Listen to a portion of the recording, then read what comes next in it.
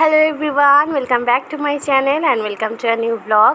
আগের দিন আমার যে ফেসবুক পেজটা আছে সেখানে কিন্তু আমি একটা জিজ্ঞেস করেছিলাম স্টোরির মাধ্যমে যে কারা কারা আমার মানালি ট্রিপের ব্লগ দেখতে চাও। সেখানে কিন্তু বহু সংখ্যক মানুষ ইন্টারেস্টেড দেখিয়েছে।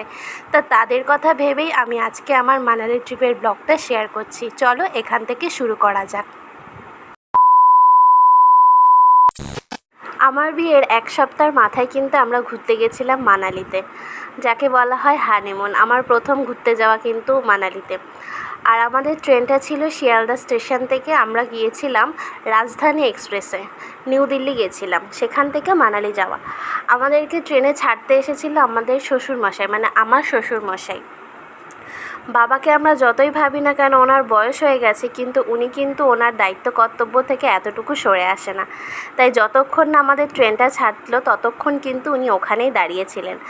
আর আমি এখনও যখন বাপের বাড়িতে আসি না কেন উনি খুব চায় যেন উনি আমাকে শিয়ালদা স্টেশনে পৌঁছে দেয় বা ট্রেনে তুলে দেওয়া। এটা কিন্তু উনি করেই থাকে, শুধু আমার সাথে নয়, এটা সবার সাথেই উনি করে থাকে। যাই হোক, বাবারা হয়তো এরকমই হয়, তাই না? তা আমরা যথারীতি ট্রেনটা ছেড়ে দিল। ইতিমধ্যে আমি আমার বরকে জিজ্ঞেস করলাম যে এই প্রথম যে আমাকে নিয়ে ঘুরতে যাচ্ছ ফ্যামিলির অন্য মেম্বার্সদের ছাড়া, তোমার কেমন লাগছে?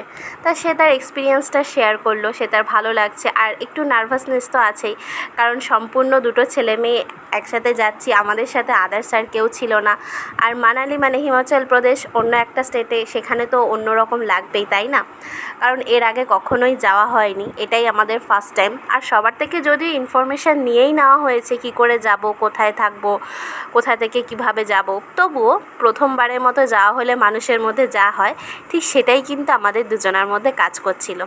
আমার মধ্যেও ঠিক সেরকমই লাগছিল, কারণ ফ্যামিলিকে ছেড়ে এর আগে যতবার ঘুরতে গেছিলাম দিদিদের সাথে ঘুরতে গেছিলাম, আর সেখানে সবাইকে ছেড়ে শুধুমাত্র বরের সাথে ঘুরতে যাওয়া একটু চাপা টেনশন হচ্ছিলই। যাই হোক, সবটাই কিন্তু ভীষণ স্মুথ ছিল আর খুব ভালোভাবেই আমরা ঘুরেছি।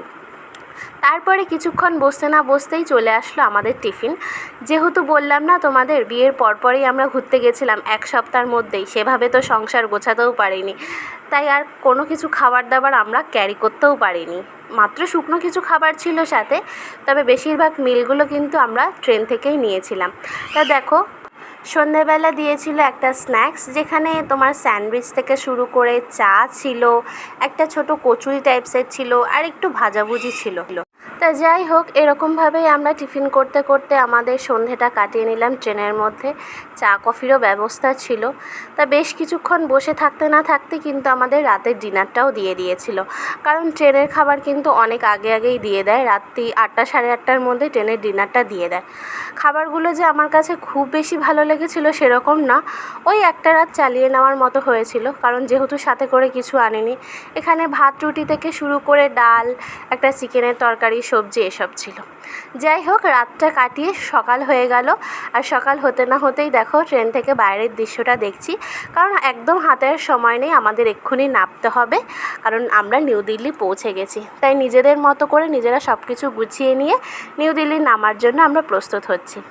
সেখান থেকে একটা অটো নিয়েছিলাম। অটো নিয়ে আমরা গেছিলাম দিল্লির বঙ্গভবনে, কারণ বিকেলে ছিল ওখান থেকে আবার বাস, মানে দিল্লির মান্ডি হাউস থেকে ছিল বাস। ওইটুকু সময়ের জন্য, মানে এই বেলা 12টা থেকে 4টে পর্যন্ত থাকার জন্য আমরা বঙ্গভবনটা নিয়েছিলাম। শুধুমাত্র সারা রাতের যে ক্লান্তিটা, সেই ক্লান্তিটা দূর করা, একটু স্নান করা, ফ্রেশ হওয়া, একটু খাওয়া দাওয়ার জন্যই কিন্তু আমরা এই রুমটা নিয়েছিলাম। তবে রুমটা কিন্তু বেশ ভালোই ছিল, যথেষ্ট পরিষ্কার পরিচ্ছন্ন ছিল। আর যেহেতু আমরা কয়েক ঘন্টার জন্য রুমটা নিয়েছিলাম, সেহেতু আমাদের লাগেজপত্র কিন্তু সেভাবে কিছু খুলিনি, কারণ শুধুমাত্র স্নান খাওয়া করব আর একটু রেস্ট করেই বেরিয়ে যাব। যেহেতু একটা সরকারি জায়গা, সেহেতু জায়গাটা কিন্তু যথেষ্ট সুন্দর ছিল, যথেষ্ট পরিষ্কার পরিচ্ছন্ন ছিল। আর ওখানকার ক্যান্টিনটা তো সত্যি, মানে কি বলবো, মনে হচ্ছিল কোনো রেস্টুরেন্টে এসেছি।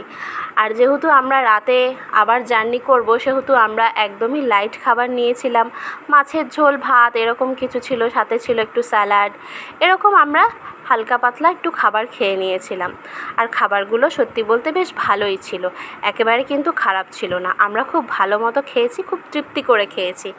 তারপরে দেখো ঘড়িতে 4:30 বেজে গেছে, এখন আমাদের বেরোতে হবে। একটু হাতে সময় নিয়ে দুজন মিলে রেডি হয়ে বেরিয়ে গেলাম, কারণ এখন বঙ্গভবন থেকে আমরা যাব মান্ডি হাউসের দিকে।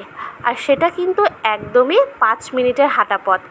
যদিও অটোরিকশা নেওয়া যেত, কিন্তু এই যে দিল্লি শহরটা তো আমার প্রথমবার, তাই আমি ঘুরতে ঘুরতে চারিপাশটা দেখতে দেখতে হাঁটতে হাঁটতে দুজনা মিলে যাচ্ছিলাম।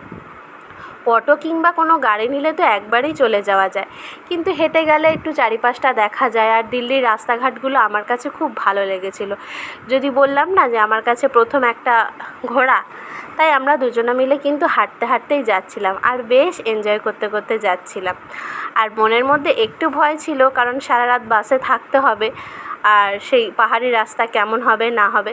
তা দেখো, দুজনা কিন্তু দুজনকে সাহস জুগিয়ে বেশ ভালো মতোই যাচ্ছিলাম। তবে আমাদের সাথে আরও একটা কাপলের যাওয়ার কথা ছিল, কিন্তু লাস্ট টাইমে এসে ওরা ওদের প্ল্যান চেঞ্জ করে, কারণ ওদের ঘুরতে যাওয়ার ডেস্টিনেশনটা অন্য জায়গা হয়ে যায়। কিন্তু আমাদের যখন টিকিট কনফার্ম হয়েই যায়, তার জন্য আমরা টিকিট ক্যান্সেল করি না, দুজনেই সাহস জুগিয়ে যাই। কলকাতা থেকে দুটো ছেলে মেয়ে চললো মানালির উদ্দেশ্যে, যেখানে কিনা না চেনা জানা কোনো কিছু আছে। চলো দেখা যাক। তারপরে আমরা এখানে পৌঁছে গেলাম। মান্ডি হাউসটা ঠিক এরকম, সামনেই কোনো একটা কলেজ বা ইনস্টিটিউশন হয়তো ছিল, কারণ সেখানে প্রচুর ছেলেমেয়েরা ছিল। আর এখানটা দাঁড়িয়ে থাকতে না অনেকটা ঠিক কলকাতার মতোই লাগছিল, কলকাতা শহরের মতো। এখানে আমরা বসেছিলাম, বাসের জন্য ওয়েট করছিলাম। আর এখানে স্ন্যাক্স অনেক কিছুই পাওয়া যাচ্ছিল, চা কফি আরও যেই যা কিছু খেতে চায় অনেক কিছুই পাওয়া যাচ্ছিল। এখানে বসে থেকে থেকে আমরা ওয়েট করছিলাম যে কখন বাসের সময় হবে, আমরা উঠবো। তারপরে আমার বর চলে গেল একটু কফি আনতে, যে এখন বাসে উঠতে হবে, তুমি একটু কফি বা কিছু খেয়ে তারপরে ওঠো। দুজনে মিলে কফি খেয়ে নিলাম এই জায়গাটায় বসে। তারপরে আমাদের বাসে ওঠার সময় চলে আসলো। আর ওখানে দেখতে পাচ্ছ তো জায়গাটা কত জমজমাট, কারণ অনেকেই এখানে ওয়েট করছিল বাসে ওঠার জন্য, আমাদের সাথে অনেকেই ছিল। তারপরে বাসে উঠে গেলাম। বাস থেকে পুরো শহরটাকে এরকম লাগছিল দেখতে। আর তারপরে আমাদের বাস শুরু করলো, যাত্রা শুরু হলো আমাদের মানালির দিকে।